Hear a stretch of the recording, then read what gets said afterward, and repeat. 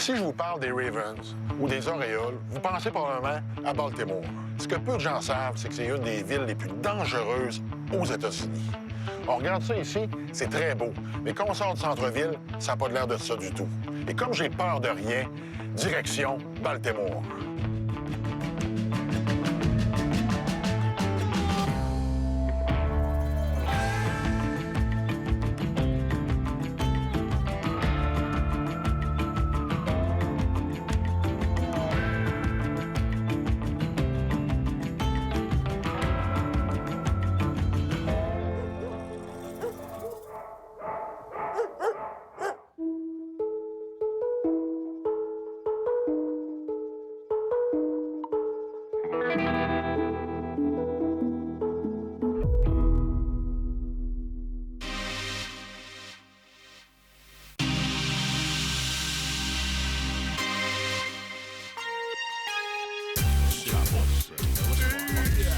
Sitting at home on my Jack Jones, it's a Friday, I'm amped and I'm ready to roll.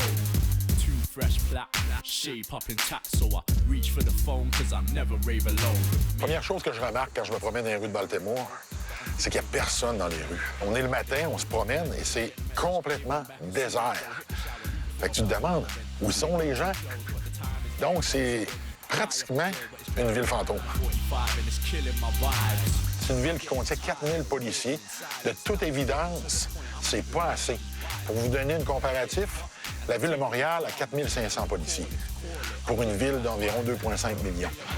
Donc, ça nous donne un comparatif qu'à 4000 policiers, 600 000, 200 000 par année, ça fait en sorte que Baltimore, c'est une des villes les plus dangereuses des États-Unis. Donc, je me suis rendu dans un magasin de disques qui fait un peu magasin d'époque. On retrouve des vinyles, beaucoup de vinyles, pour rencontrer Ellis. Hey, Ellis, how you doing? What's going on, bro? Good. So you're born and raised in Baltimore. Yes, sir. Can you tell me about what got you involved into music? Because you played basketball before. Right, exactly. Well, music, I think music is innately in all of us. You know, all of us have some form of rhythm. So, like, coming up, my mother would always play music, whether she's cleaning up on Saturday mornings or whatever it may be. So it was always into me. But hip-hop, the rawness of hip-hop is what really got me. Hearing Nas, it ain't hard to tell. Seeing that video, that visual, that really brought me into hip-hop made me want to be like, let me find out how to do this. Would you say, you know, like hip-hop music, you know, they always kind of special the video, gangster style, you know, like bling-bling, you know, nice car, girls, you know, that lifestyle. Was it appealing? Or? Certain things are viewed as success just based on economics. So if you see somebody with a nice car, you see somebody with nice jewelry or pretty women, your lights are off. You ain't seen your mother in 2 days. You feel me? You go outside and there's heroin needles everywhere. Your view of success is skewed now. So that all comes down to what success means to you. As a child, when you're impressionable, definitely it's like, that's intriguing. But all hip-hop music isn't like that. Like, all hip-hop music doesn't personify that kind of energy. Can you show me some of the music who actually influenced you? Well, you can start right here with LL Cool J. LL Cool J, yeah. Right? So let's see what else. Or we can go right here, the greatest group of all time, in my opinion. Wu-Tang Clan.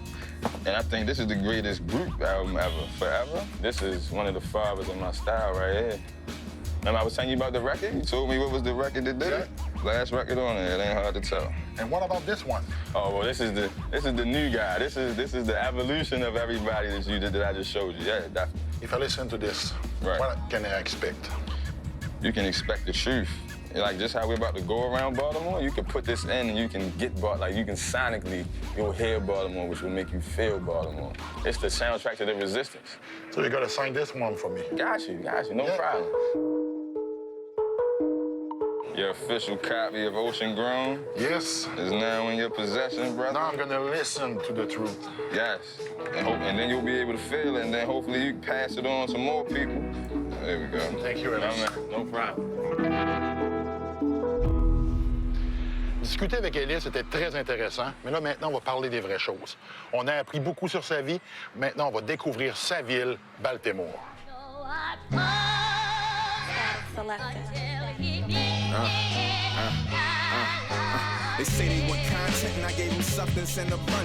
Donc, on décide de se rendre dans le quartier où Ellis a grandi. En direction de ce quartier, on a commencé à écouter la musique de Ellis. C'était spécial. On écoutait du hip-hop dans un environnement qui faisait très hip-hop. Je me sentais comme dans un film. That's where you grew up? This is where I grew up from, I guess you would say, from a more behavioral standpoint. Okay. Like you can see right now, it's kind of pretty dead right now, right? It's not too many people out like that.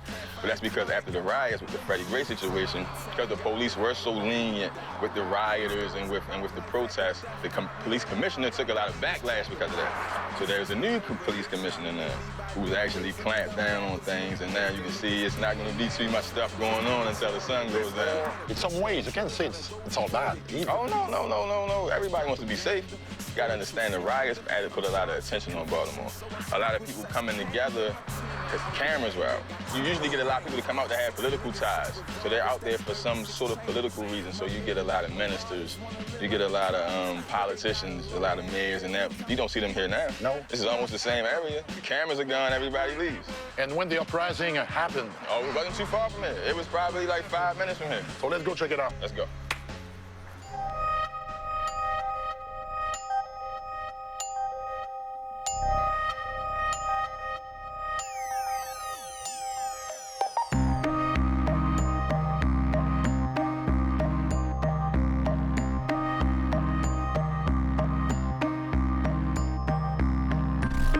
Growing up here, was it fun? Like, my childhood was great. I had an unbelievable childhood. But it's just the fact that when you go outside of Baltimore and you see what it's like living in other areas, like me being able to go to college and play basketball, I've been able to see so many different cultures. Growing up, you knew this might not be right as far as police being able to just jump out their car and search you whenever they want or do whatever they want. Like, you don't realize the element in which you're living in as being bad, because you grow up in it. So it's just all you know. It's normal to you. And it's so crazy, like, you have a university right here. This is Coppin State University. So you got a college right here, and then you got the hood, like, 5 minutes away. Like, that's crazy, right? Like, this is nice. Like, their dorms... This is nice, actually. Yeah, their dorms are better than, like, any apartment complex over where we just came from. But we're 1 minute away, though. It's quite a shock. We're 1 minute, yeah. That school right there, that's the school where the majority of the kids that were involved in the uprising came from. Look, cops. Yeah. Yeah, who knows what the hell they got going on over there.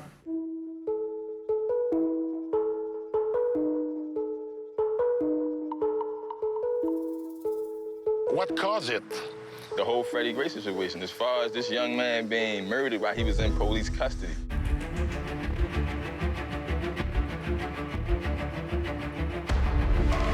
Officer Caesar Goodson is being charged with second-degree depraved heart murder. These officers did nothing wrong. We gave our lives for this country. Nothing was never reported except violent and bad things about Baltimore City. House is this subway. Come on, man. How can we go home? How we go home? Right down this.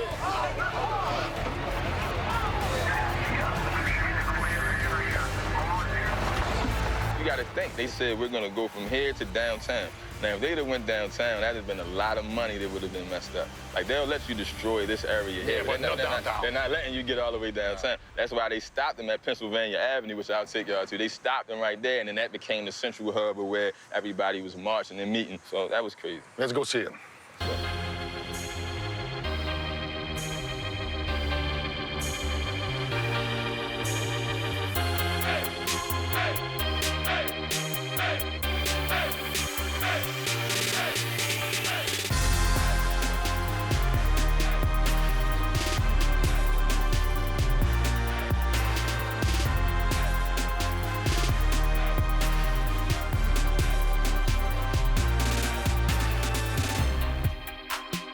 This is all happened, huh? Right here, like you had a human barricade of all police officers from like that side of the street to like right here and you couldn't cross North Avenue, like you couldn't cross it on Pennsylvania Avenue. So all that over there was cut off. And this is where you had like the CNNs coming, and this is where you had every news channel imaginable was out here. You feel me? But once the cameras leave, you don't see them marching no more, right? Like that's over with. The problem's still here, but the resistance is gone.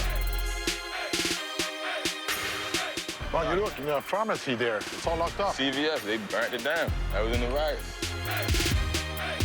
All right, let's get you back home. All right, brother. Comme de jour, c'est tranquille, et les explications que j'ai eues de la part d'Hélice, c'est que les gens, depuis les émeutes, ne sortent plus dans les rues parce que les policiers sont omniprésents et mettent de la pression sur les gens pour garder un contrôle et éviter d'être dans les rues et de créer du désordre ou d'emmener ce qui pourrait être du désordre.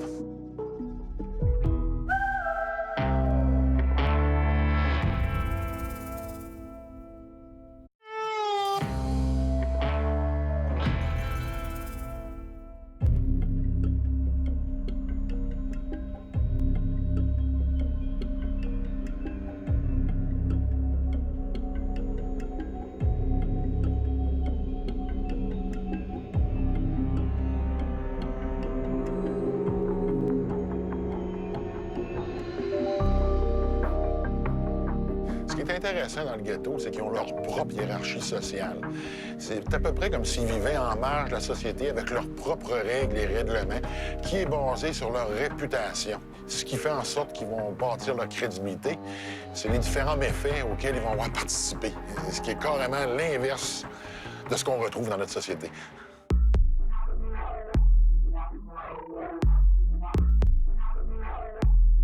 Could you share with me how it is to live in those streets here?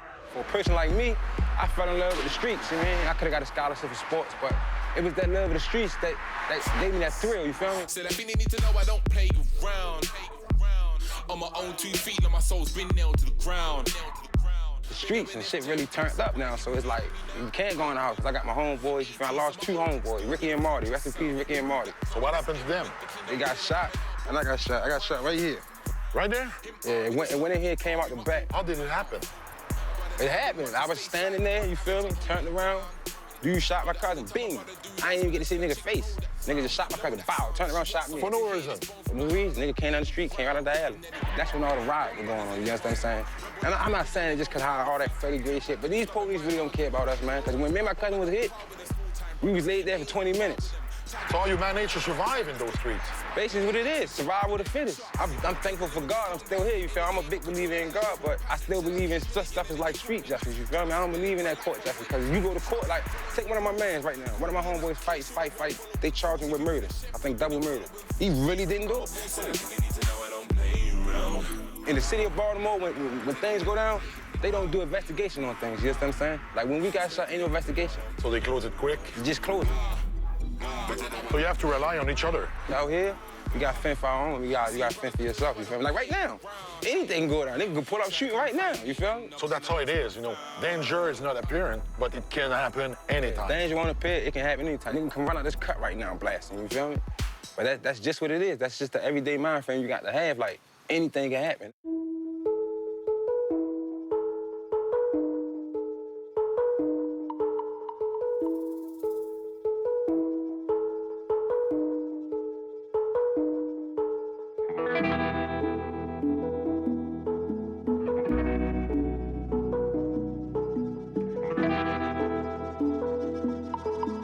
Safe Street est un organisme qui patrouille les quartiers les plus dangereux de Baltimore.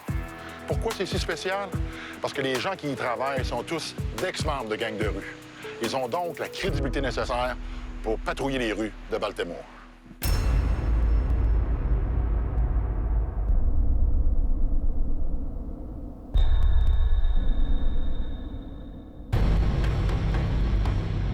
So, where are we at in Baltimore right now?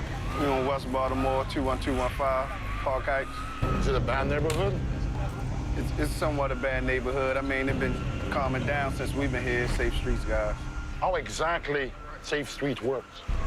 We're programmed to reduce shootings and homicides. We try to come in and engage the high-risk individuals and try to change their norms and their behaviors and things like that. Try to show them something different, help them get jobs, education, you know, trying to better our community and keep the violence out for real.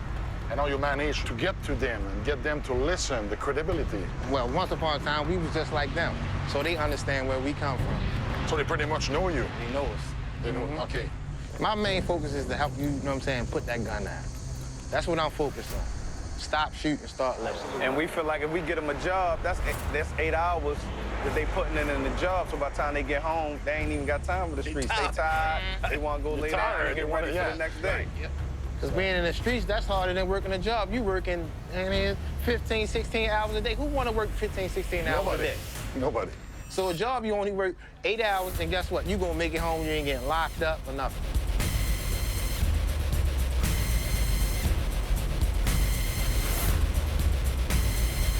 There was a lot of houses right here that they knocked down. Why? I mean, this block was a activity, high drug area and things like that, and a lot of the houses and things was vacant. So they knocked them down? Knocked them down. Put camera around? Put camera around. They thought they was gonna slow up some of the activity that's going on around here. As far as all the people being out here that brought businesses, through all the bars, the stores, everything. Everything closed down. L'autre aspect qui est frappant, on voit des gens qui semblent faire des transactions. On peut pas dire nécessairement que c'est des transactions illégales, mais on voit qu'il se passe des choses. Et c'est fait de toute façon assez normale et anodine, comme si ça fait partie de leur quotidien. À savoir vraiment ce qu'ils font, je pourrais pas le dire, mais c'est clair, avec mon expérience de policier, que ça semble un peu louche.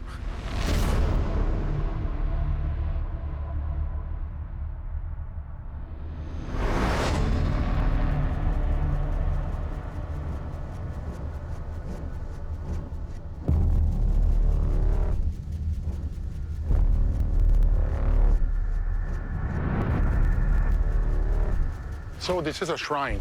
Can you tell me the meaning of it, please? I mean, we just basically celebrate the life of some. This was a little buddy of ours who got killed. So on his birthday, or anybody that's from around here, their birthdays, we still like celebrate their birthday, throw a little cookout here for the community, just to keep their memories alive, bring his family out, his mother, she might cook. They don't stay in the neighborhood no more, but we always do little events just to, you know, make him feel like he's still here with us. Every year? Every year. Can we go in the rough neighborhood? This is a rough neighborhood right here. It's all rough, I understand that. You wouldn't want to go here if you wasn't with us for real. It's just different times of the day people might be out. Like, you might come here 2 hours later and it's packed. It's packed out here. That's how Baltimore City is.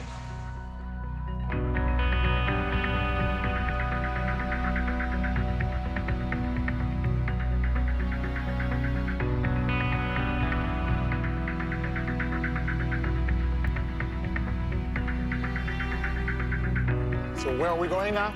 Oswego Mall. This is a project housing. Quiet place? No, it's not a quiet place. It's a place that a lot of guys don't come through. Yeah, the mall is very unique. You know, the mall pretty much, you know, don't tolerate nothing. You know, so if you're not from it and you're coming in here out incorrect, you're gonna get dealt with incorrectly. And one thing you gotta really understand, you know what I'm saying, it was designed this way. Because you gotta think, when you're in low-income houses, you cannot have no men living with you. So who gonna raise the kids? Kids raising each other. They have no model. That's why all the violence, it breeds violence. There's no structure, no role models. En discutant avec les gens de Safe Street, ce qu'on m'expliquait, c'est que le danger est toujours omniprésent, mais il n'est pas apparent. En aucun moment, je me suis senti menacé ou en danger. Mais la situation peut changer en une fraction de seconde. Faut jamais oublier où est-ce qu'on est. Et lorsqu'on est dans le hood, on est dans le hood, et les lois et règlements du hood sont complètement différents de celles dans lesquelles on vit. So, guys, I'd like to thank you. It was a great experience, and I will actually call it an eye-opener. So, thanks a lot. I enjoyed it. Anytime. Keep doing the great work. Don't hit too hard, eh?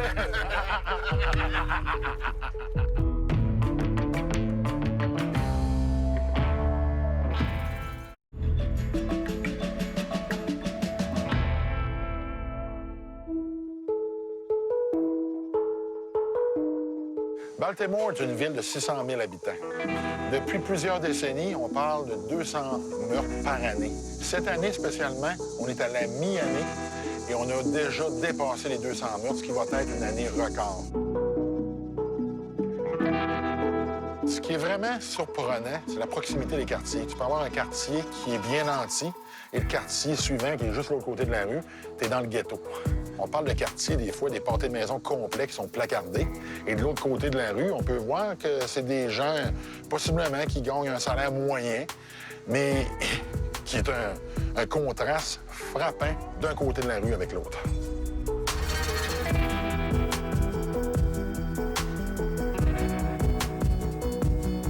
Fait qu'on est à 5 minutes du centre-ville, puis on sent une drôle d'odeur, une odeur de cheval. Puis effectivement, on s'en va rencontrer BJ.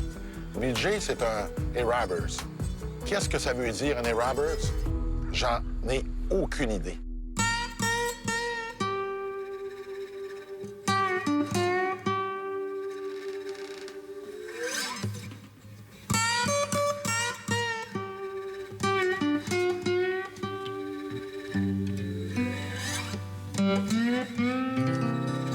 So, BJ, can you explain to me the routine you're doing now? Reloading the wagon. Because it was raining yesterday, the stuff got wet. That's why you see the fly. But these sweet. They good, man. L'endroit où on se trouve, il y a environ une douzaine de chevaux. Et c'est pas vraiment une grange, mais l'endroit est utilisé comme une grange. À l'extérieur, il y a des camions qui sont là pour livrer des fruits qui vont être déposés sur les cartes que les robbers vont remplir de fruits et ensuite vont tirer à l'aide des chevaux pour aller se promener dans les rues de Baltimore pour aller vendre des fruits.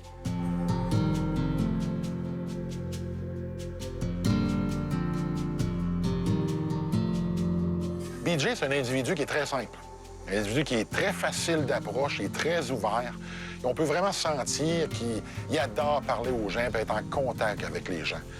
Fait que je lui ai demandé c'était quoi son histoire. BJ, son père était un A-Robbers aussi. Puis il a grandi aux côtés des chevaux. Donc son amour pour les chevaux est sincère. So, BJ, you always start the day by washing the horse? Yeah, got to. Why is it so important? So the horse don't stink, and it's good for it. It helps him so they don't sweat a lot. It's good to wash the horse. Show you care.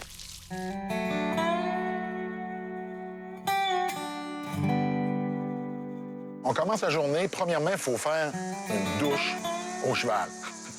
Avant, justement, de faire le reste, qui est de préparer le cart dans lequel on va placer les fruits. Ensuite, on va atteler le cheval. On va tout installer après le cheval pour faire en sorte d'être en mesure de pouvoir... Écoute, on parle d'une marche d'environ de 18 km. Donc, c'est quand même une bonne journée qui va faire 6 jours semaine. Une fois que tout est prêt, on part et là, c'est pas compliqué. On descend la rue et BJ se met à chanter ou un peu à crier, un peu un mélange des deux. De là, la magie s'installe par elle-même. Les gens commencent à arriver, les gens vont crier d'une distance. On arrête, se déplacent, choisissent leurs fruits, paient leurs fruits, s'en va et c'est un feu roulant.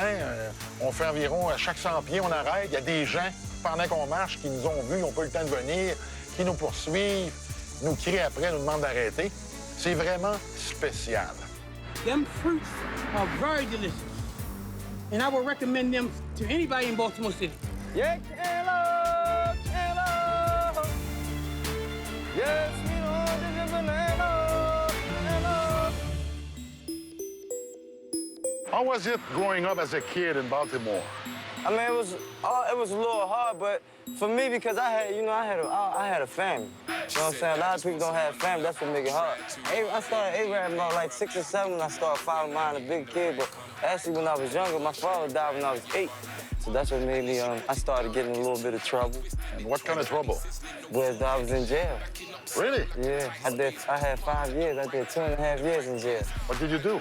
I was locked up because I was being a knucklehead out here, you know, selling drugs, you know what I mean? I'm trying to give myself some energy, so what should I don't like bananas. Banana. You You don't like like it? oranges?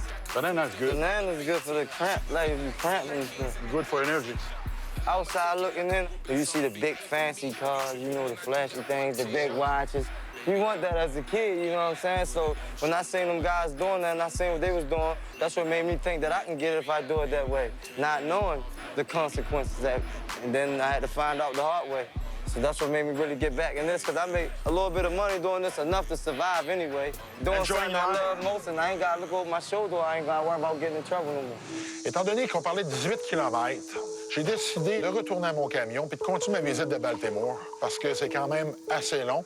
Puis j'avais pas envie de revenir sur le cart à la place des fruits avec le cheval.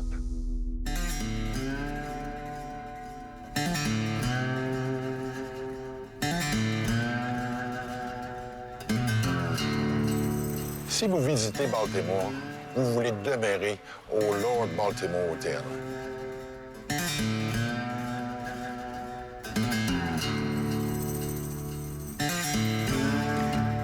Non seulement c'est un endroit qui est chic, qui est classique, qui a beaucoup d'histoire, mais surtout, c'est un endroit qui est hanté.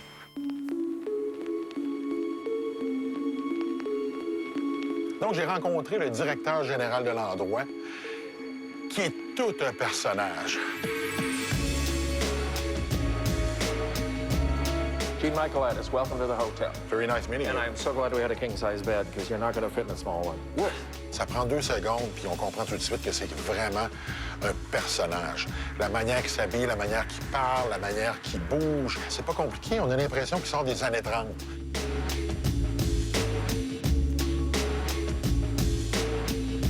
So there's a lot of history in this hotel. Huge history. It was opened right before the Depression. So as the tallest building in Baltimore, it was the suicide point. So if you were bankrupt, you went to the roof of my hotel and killed yourself. My housekeepers tell me there are ghosts in the hallways. You've seen it? I've only seen the little boy. His name is Lord. So right after the hotel opened, a well-dressed woman checked in, and it's a historic fact that she was here. And when she left a child in the room. So the city came and picked him up, and because it was Lord Baltimore Hotel, they named him Lord. So that's the story behind the ghost. That's the story behind one of the 2 ghosts. The other one is his mother, who wanders the floors looking for Lord. And they've never been on the same floor yet, or at least they haven't met, because they are still here. And I swear it is true, 2 of my housekeepers quit this week, swearing that the boy was chasing them in the hallway on the 16th floor, and they quit. They said that this week? This week. They can't work here anymore. And people call and complain. There are people who will call and say, there was a woman in my room last night. Well, congratulations. Does your wife know? I mean, we don't really ask those things. It's a hotel. It's none of my business, but you volunteered it. And then they describe her, and I'll say, no, someone was in my room. She was wearing a dress, and she had hair that looked like this.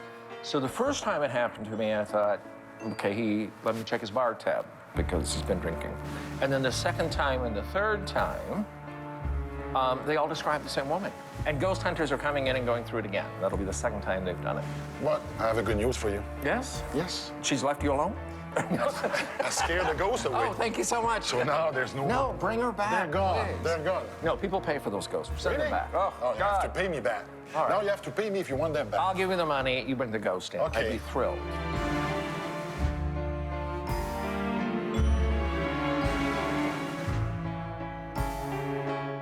Bon, 16e étage, c'est là que je m'en vais. Les fantômes. Ouais, j'ai peur de ça, moi.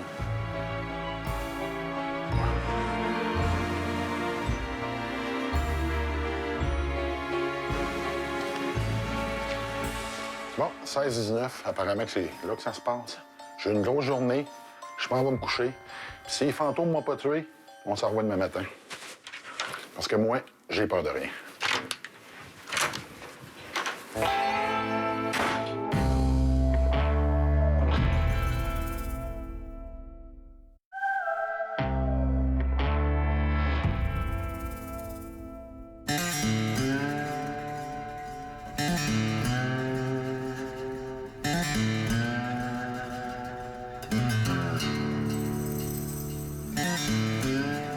Quand je voyage, moi, il faut que je m'entraîne quand même. Fait que je m'entraîne 6 jours semaine. Donc, c'est clair que c'est un peu plus difficile parce que je connais pas nécessairement les endroits où aller. Et le genre de gym que j'ai besoin, mais c'est un peu en voie de disparition. Donc, j'ai été chanceux, j'ai été capable d'en trouver un ici, en banlieue de Baltimore, dans un quartier industriel. Et vraiment, là, un genre de gym de la vieille école, là. Quand on rentre dans un gym comme ça, c'est pas comme dans n'importe quel gym. C'est un gym qui est très hardcore. On ressent un peu ce qu'on m'a expliqué dans les ghettos. Faut que tu fasses ta place, faut que tu la mérites. Donc, en entrant, tu traverses la porte et les gens te regardent.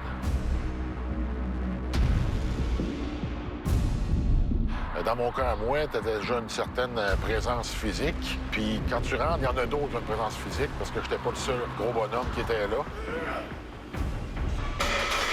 Tu dois, premièrement, te démontrer que tu es en mesure de pouvoir t'entraîner là. Il y a beaucoup de testostérone, c'est très mâle. Puis la meilleure façon de te faire un nom, ben, c'est quoi? D'aller pousser de la fonte pour lui montrer que tu es capable d'enlever toi aussi. Donc maintenant, là, je fais du développé au banc. Puis c'est comme un rituel, il y a une manière de s'entraîner, de se réchauffer, de faire en sorte de se sentir bien, de se sentir prêt, de se sentir fort. Fait que tout ça fait en sorte de bâtir ta confiance et de pouvoir faire un bon training.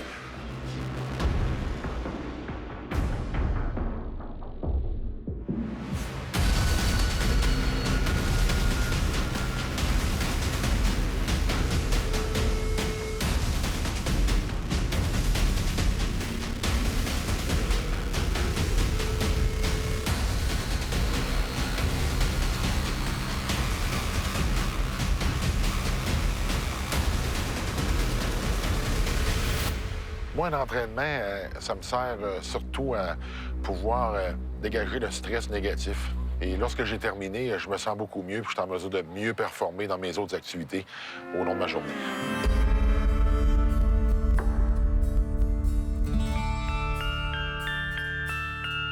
Quand je m'en vais dans une ville ou dans un autre pays, ce que j'aime, c'est vraiment m'imprégner de la culture locale.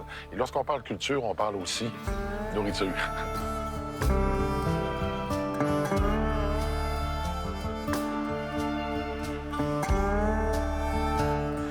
Le plat typique à Baltimore, c'est le crabe à la vapeur. Et l'endroit pour le manger? LP Steamers.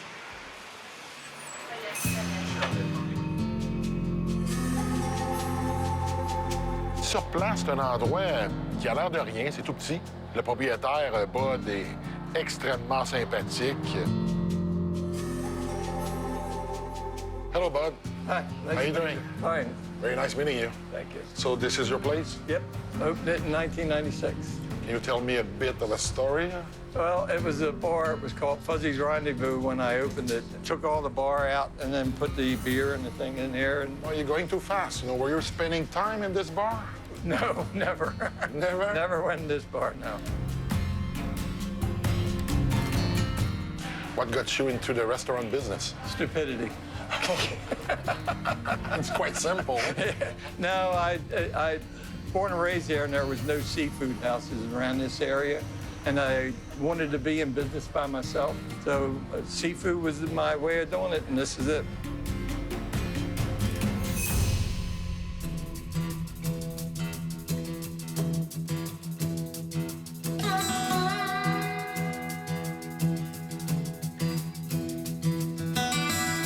How many crabs it takes to feed a person? Now, normal or your size?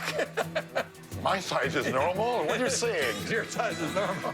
Because look at this, it's not that big. That's a pretty good amount of meat. You could probably eat a dozen of them. Normal person probably eat 6. You know, for me, the way I look at it, the problem is not eating it, it's getting the meat out of it. There's a way of getting the meat out easy. Just give me a big hammer and No. No? A good crab eater don't even need a mallet. You know what? Let's do it. C'est clair qu'on n'est pas allé là pour l'ambiance, on est allé là pour manger. On m'a montré comment manger du crabe d'une manière qui était différente. J'étais habitué de manger du crabe parce que d'où ce que je viens sur la Côte-Nord, on a du crabe d'Alaska qui sont beaucoup plus gros. Yeah! What? Traveling show. Traveling show. Big people? Big people. Just like you. No, you big like a rock.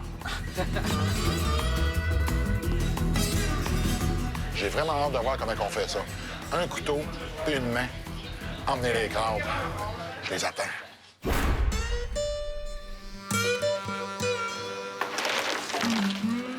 Okay, bud. All right. They're hot. I guess this is the pipe? Yeah, it's Popeye's pipe. That's cool. That's a mallet for novices, for wimps. First move. Take claws off. Ow. Told you, wimp. Oh, you won't call me wimp. All right, now, if you hold the legs like this, yeah, and you grab the point, this is the mouth, you just pull that off. Now you take your knife and you want to take all the lungs out. You want to cut the legs off right above the knuckle. Okay. Now, you want to push down on both tops. Okay. And break that top off. Don't break it in half, just break I did break the head. That's all right. I think we're making a very good team, both of us. Very good team, yeah. I pick it, you eat it. I love that. C'est pas aussi facile que ça en a de l'air.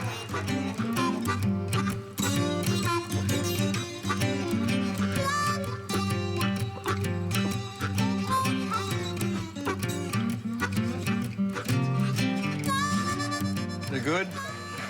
Isn't that delicious? Better than good. Delicious. That's delicious. Yep. Thank you very much, bud. You're welcome. 12 more, please.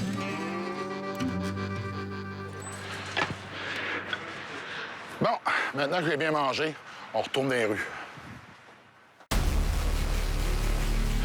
Par la suite, on s'est rendu dans un parc industriel où on devait aller rencontrer des motards qui font des acrobaties en motocross dans les rues. Pas de casque, pas d'équipement. Quand on se déplace, c'est clair que je me déplace avec une équipe, puis il y a quand même un peu de travail de recherche qui a été fait. Dans ce cas-ci, on s'était donné rendez-vous, puis je trouvais que c'était peut-être un peu bizarre, parce que c'était dans un cul-de-sac. On était fermés, puis très à part. Il n'y a plus personne sur les lieux qui travaillent. Ils sont pas présents à l'heure prévue, et on reçoit un appel. Et l'appel, ben, il nous demande si on est bien là et si toute l'équipe est là. So where are you? It's a dead-end street. OK, stay there. Don't move. Je suis pas très sécure, je me sens pas très bien. Donc, ce que j'ai décidé de faire, c'est de me stationner. Là, je vais attendre de voir si c'était pas un guet-apens ou si c'était pour de vrai.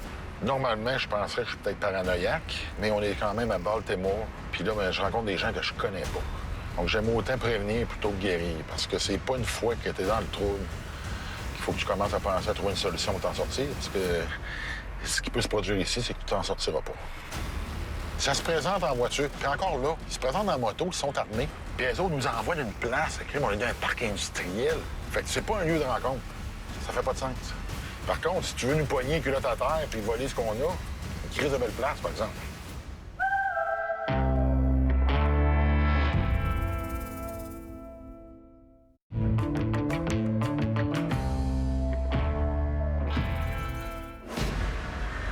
Ça se présente en voiture. Puis encore là, ils se présentent en moto, ils sont armés. Puis les autres nous envoient d'une place. On est dans un parc industriel. Fait que c'est pas un lieu de rencontre. Ça fait pas de sens.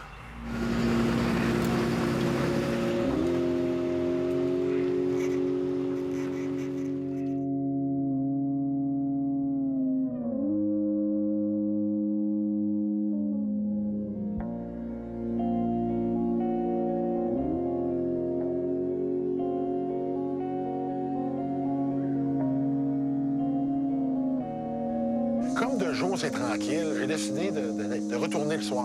Comme je m'y attendais, c'était vraiment un contraste frappant. Les rues sont remplies de gens, mais c'est une crowd qui est différente. Les magasins sont fermés, beaucoup plus sombres, mais beaucoup de mouvement. Les gens sortent dans les rues, sont sur leurs chaises, sur leurs patios, errent sur les coins de rue. Il y a vraiment beaucoup de monde. Et là, on peut comprendre que c'est complètement dans un autre mode de vie qu'on vient d'entrer.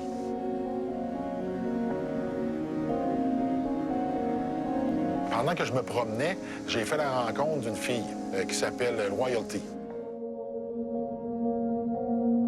We're riding down West Baltimore Street that's going to turn into East Baltimore Street. And where specifically are we going? By the strip clubs.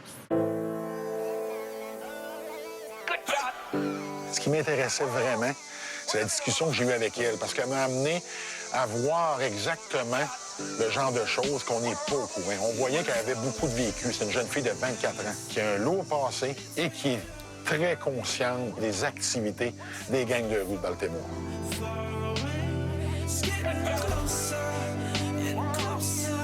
So you're born and raised here in Baltimore. Yes, I am. How tough was it growing up here?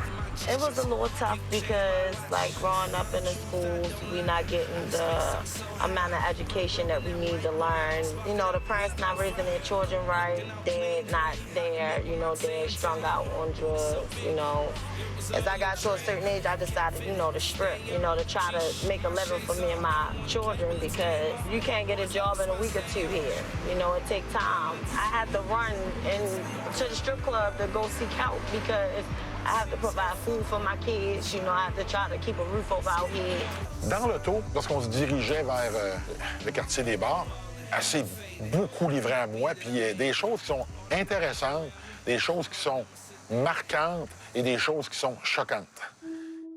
So you manage to find a job, but for some other girls, they don't have it that easy. No, like, there's some girls, you know, that are inside of these strip clubs, not supposed to be underage, and they are. Allowing them to, you know, sell drugs in and out of these clubs, you know, destroying these young women.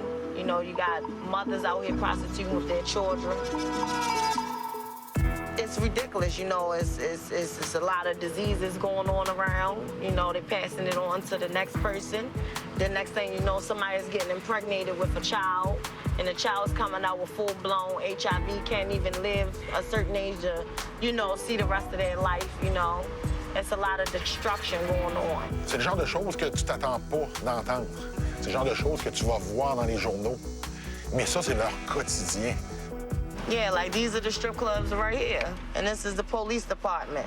So all of these happening in front of the police. Yeah, these polices don't care. Lorsqu'on est arrivé dans la rue des Clubs, on s'est stationné, puis on a commencé à se promener. Je me suis tout de suite rendu compte que sa personnalité a changé. On a vu, premièrement, les gens venaient la voir, elle était connue. Et là, tout d'un coup, c'est comme si elle jouait un rôle. So now we're in the strip club district. What brought you here? What brought me here is going through a struggle and actually living out in a snow blizzard with my 6-month-old son. Me and my children was homeless, so I had no other choice but to come here. Okay, the strip club wasn't making that much money enough for me to feed my children. So I broke into somebody's home, all because I needed the money to provide for my children. So then I went to prison and I did my time. I ain't been in no trouble since, and I found other ways in life to try to think about something positive, you know, to get myself together and be able to provide for my children a different way than the way that I did and that I thought I known at the time being.